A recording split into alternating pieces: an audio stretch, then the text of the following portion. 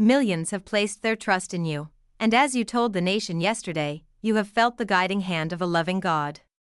In the name of our God, I ask you to have mercy on the people of our country. Imagine traveling halfway around the world to mourn, only to somehow make the moment about yourself. That's exactly what Donald Trump did, turning the Pope's funeral into something resembling a personal spectacle. One moment, people were paying their respects, and the next, Trump was visibly upset because someone confronted him directly. If you believed a solemn ceremony might humble him, think again. This moment had it all: outbursts, awkward looks, and enough second-hand embarrassment to go around. Most immigrants, despite lacking proper documentation, are not criminals. They pay taxes, are good neighbors, and are committed members of churches, mosques, synagogues, and temples. It takes a unique person to turn the funeral of the Pope, one of the most sacred events, into a personal spectacle, but Donald Trump managed to do so. In a setting meant for mourning, unity, and reflection, he found himself being publicly criticized more than once.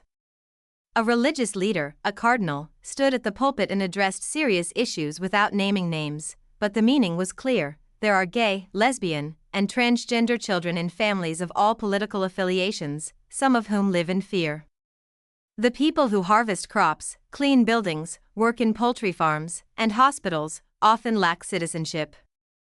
Still, they contribute significantly and deserve compassion. While others attended to show respect, Trump seemed to behave as though it were a campaign event. Dressed oddly, he sat, expecting admiration, until he was challenged in a subtle yet powerful way. The cardinal called for strength and courage to honor the dignity of all people, to speak truth with love, and to walk humbly with others and with God.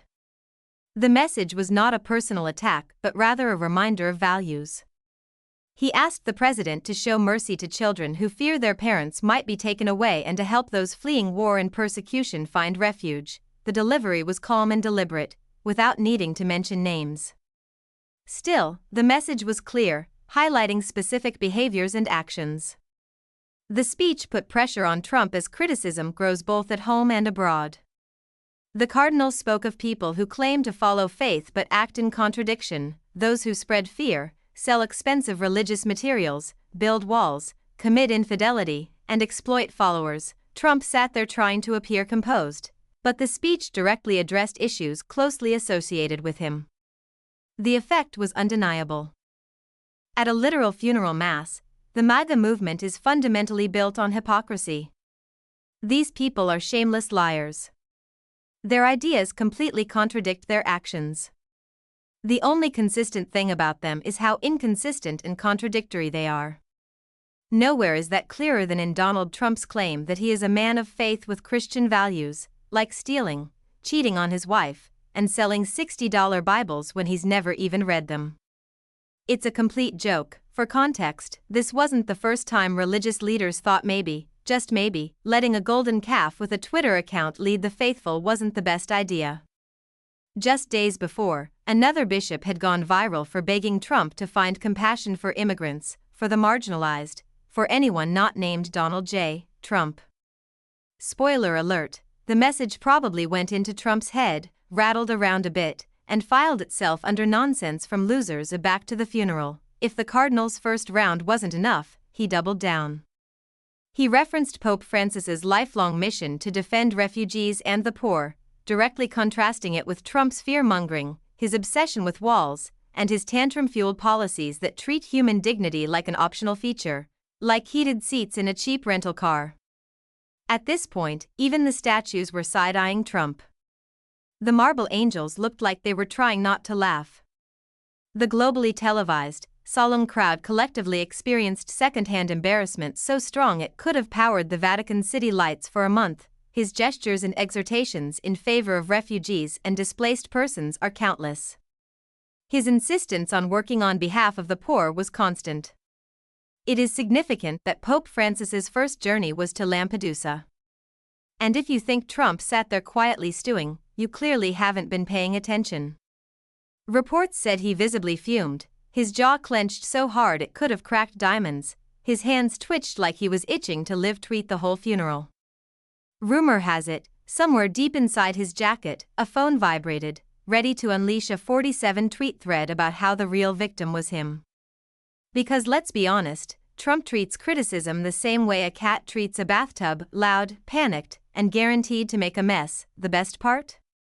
The cardinal wasn't even finished. He leaned in, mentioning how Pope Francis tirelessly worked to build bridges between people, to call for peace and reason, you know, those weird, old-fashioned concepts that Trump thinks are socialist propaganda. The cardinal even referenced how Pope Francis made historic trips to the most dangerous corners of the world for dialogue and healing, not Instagram photo ops. Unlike someone we know, whose idea of international diplomacy was storming into summits like an uninvited wedding guest and demanding all the cake in Athens, as well as the celebration of a mass on the border between Mexico and the United States during his journey to Mexico, were among his 47 arduous apostolic journeys. The one to Lampedusa in 2021, defying every risk, will remain particularly meaningful, but see, it gets better.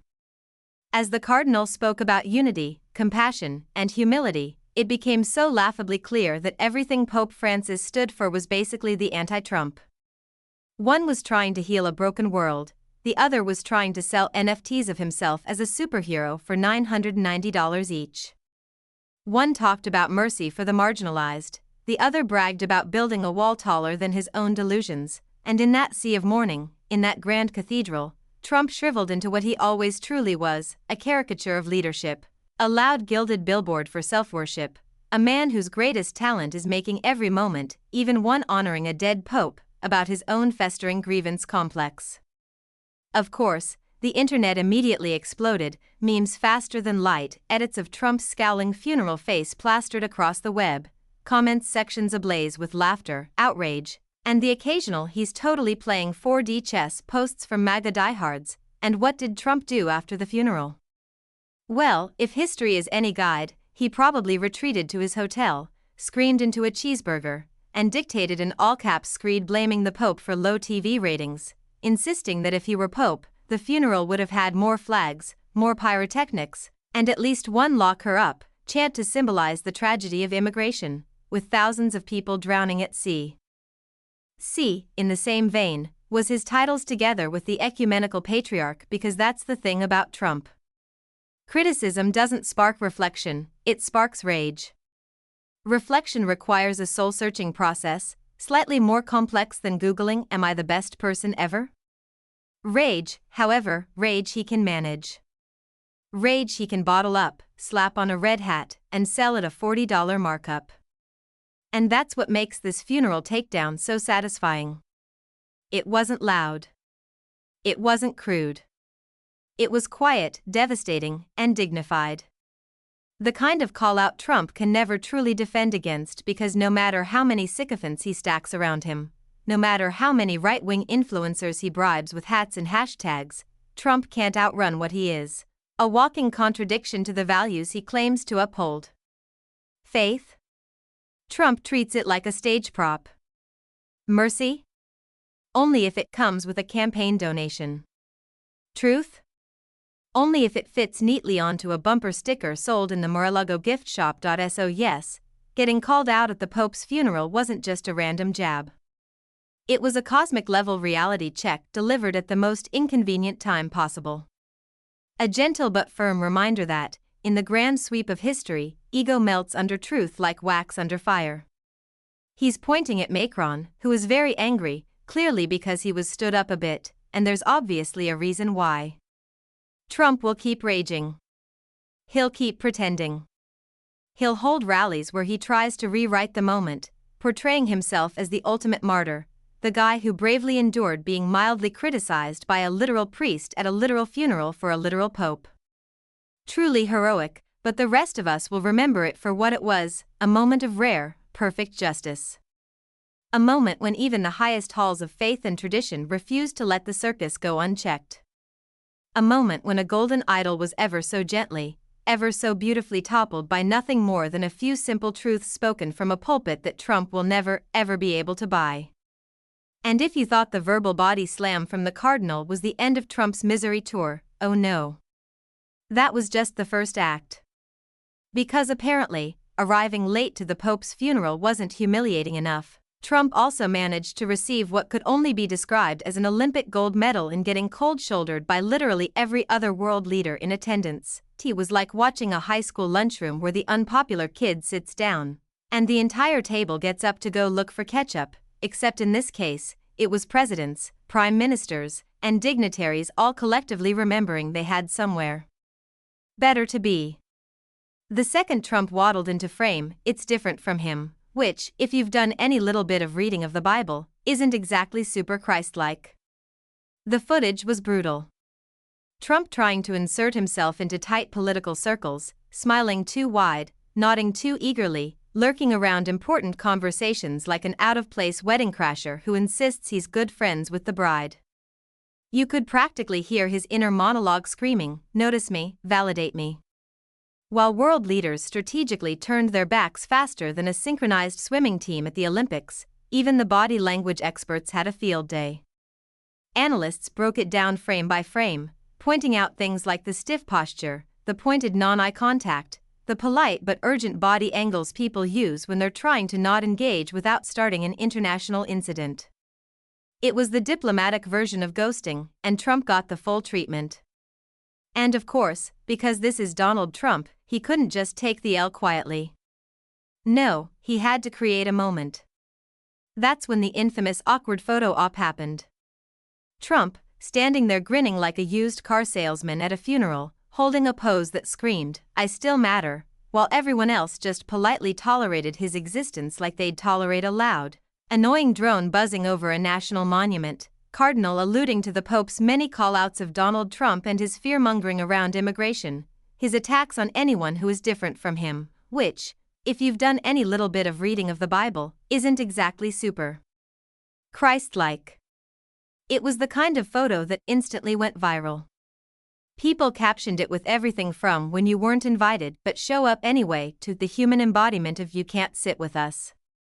One popular meme superimposed a "please do not feed the ego" sign next to him. Another had Trump photoshopped holding a giant participation trophy that said "attended uninvited."